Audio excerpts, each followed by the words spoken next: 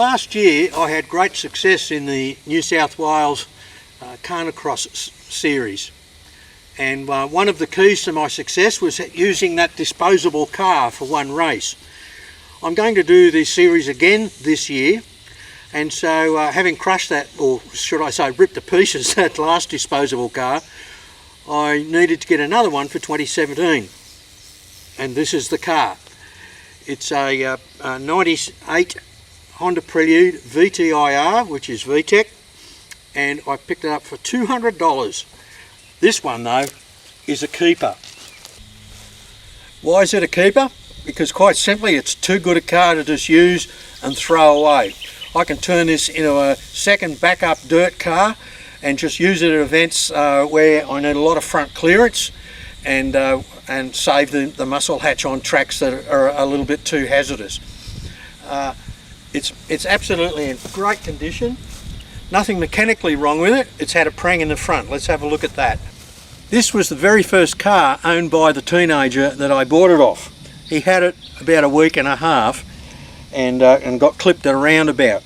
You can see the bumper bar's been ripped off, the bonnet's had it, both front guards are damaged. I could get body replacement panels, maybe buy another wreck, which I've looked at and tracked down, and just change the whole front end out, because all of this is just bolt on. There's no subframe or mechanical damage, it's just panels. But one thing about these Preludes that I absolutely hate is the front end. My favourite Honda front end is on a DC2 Integra, like the grey one that I had and raced very successfully as a club car, and that was my road car and even my tow car. And that was the same car that I built for a mate of mine, Bevan Tanner, and put an H22, the engine out of one of these, into the DC2. And then I realised that I've got moulds of the front end of Bevan's car that I made. I made flared guards, a bonnet with an Evo scoop grafted into it. So I realised I had the moulds to make the panels that I want, and I just needed a front bar. So I gave my mate Bevan a call to see if I could borrow his front bumper bar for the sake of moulding a fiberglass front end for this car. And it turns out he has just bought a second DC2 for spare parts and he's wrecking it. So he's got a front bar off the car and a set of headlights that I can use on this car. What I'm going to do is I'm going to graft the DC2 Integra front end onto this car, the Prelude. There'll be some changes made, and so when I'm making my fiberglass panels I'll make them a bit thinner than normal. I'll screw them onto the car, cut and join them where they need to blend into these ones, and then take a mould off the whole of the front end. The video or videos that I make producing this fiberglass front end should be of great interest to sports sedan builders or drag race car builders where you want a one-piece flip-up front end. I'll show you how to do that, how to sculpt it and how to mould it. And although I'm using fiberglass panels on top of this, the processes that I'm going to show you will be exactly the same as if you were using just metal panels or a combination of panels and sculpting yourself. So stand by, we're going to make, I think I'm going to call this car, well, what do you call a car that's a Prelude and an Integra? My son suggested a Pregnat, which sounds like an expectant Chinese four-wheel drive, but I'm not going to call it that. I'm going to call it an Interlude. Integra Prelude. So welcome to the Interlude build.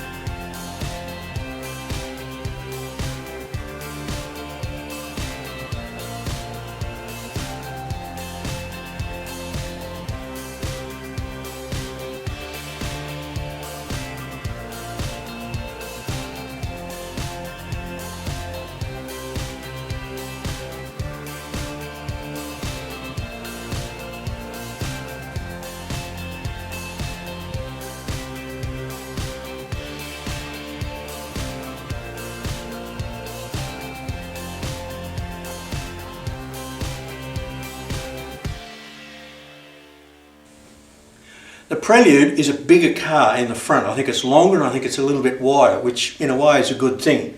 I've made these panels fairly thin in fiberglass so that I can cut them where I need to resize things. Let's see how the first panel fits.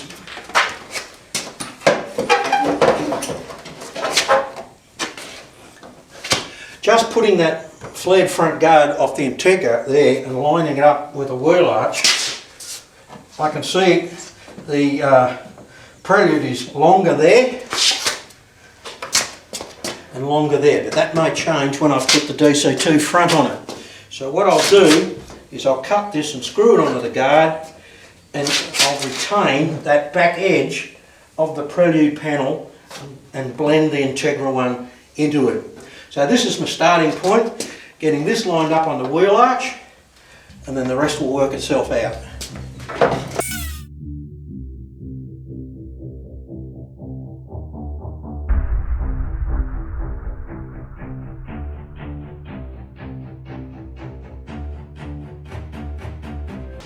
The place I'm going to start in swapping one front bodywork setup onto another car is here at the back edge of the wheel arch, because the wheel arches have to mate up to the tyres. The bumper bars and the headlights and all of that, where they go, and even the bonnet, doesn't really matter. I can make all those things go where I need to. But this clearancing on the wheel needs to be right. So I'm using the original factory point as a guide, and I've got a similar thing here. So if I match this Integra guard point to the Prelude, then the radiusing of the wheel arch will be correct. So I put one bolt in the top, I hold it in the factory position, and then I'll mount this here. And then everything else, all the bodywork that I add, will come off that point there. I've just got back from a good friend Bevan's place. I've got the Integra front bumper bar off the rack that he's got, so I've got all 4 panels now that I need to put the DC2 Integra front onto this Prelude.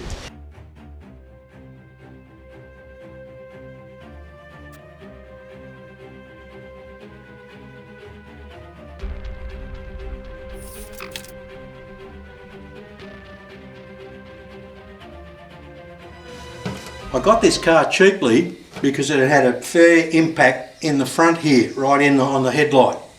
And I discovered that it's actually pushed the bonnet and twisted it across here. I've tried adjusting the bonnet back here at the plates without any success. So I think the easiest thing to get this bonnet to sit down properly here is just to trim it. In this case, just making a die and not needing to save any of this, I can have the luxury of doing that.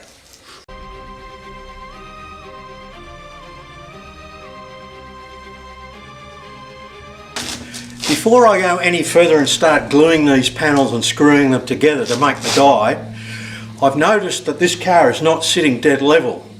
And from experience I know that there's a bottom bush worn in the bottom of the front suspension fork on this side. So the car's sitting a bit like this. And I found when doing car sculpting it's very important to have your car or even your buggy dead level.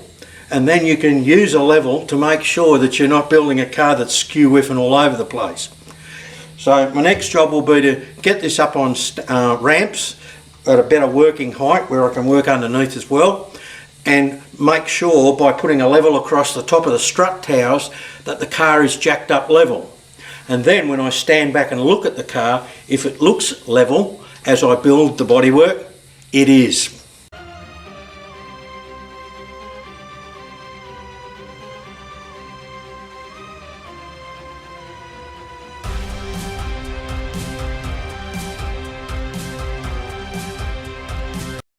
I've used the parking lights to fill in the holes here, and I'm going to completely smooth this over and make this feature disappear. So this will just be dead smooth here. I've glued the headlights in place and I've got pronounced lips underneath them. If you try and mould something like that in fiberglass, it's going to lock in there and almost be impossible to get out. So what I'll do to make it easy on myself is I'll fill in those edges with fairing compound and smooth things out, so I'll get the shape that I want, but I'll get the release that I want as well.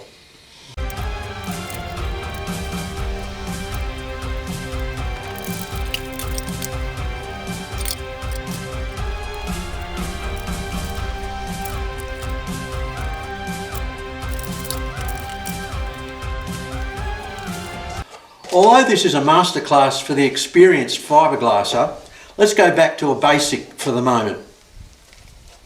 When you're fiberglassing, you can laminate over the top of an object, down the sides of it, but you can't laminate underneath because you're basically dealing with a resin impregnated cloth which is wet and will fall away.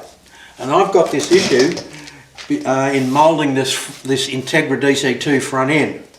I can come down on the car with the bar on the car. I can come down and go over the headlights and the bar, but I can't lay up cloth underneath here and get it to stay there. So to do that, what I'll need to do is to take the bar off the front of the car and turn it 90 degrees so that opening's facing up, and then the cloth will hang into both sides of the opening. So what I will do is I'll put my dividing line, my joining flange, instead of up here near the bonnet line, I'll put it about here somewhere, take the bar off, laminate this lower half, leave that mould and the joining flange that it's created on the bar, put the bar back on the car, fully sculpt it into the panels on the bonnet, and then mould the bonnet, including the headlights, down about there, and both sides guards. It'll be easier to understand when you see me do it.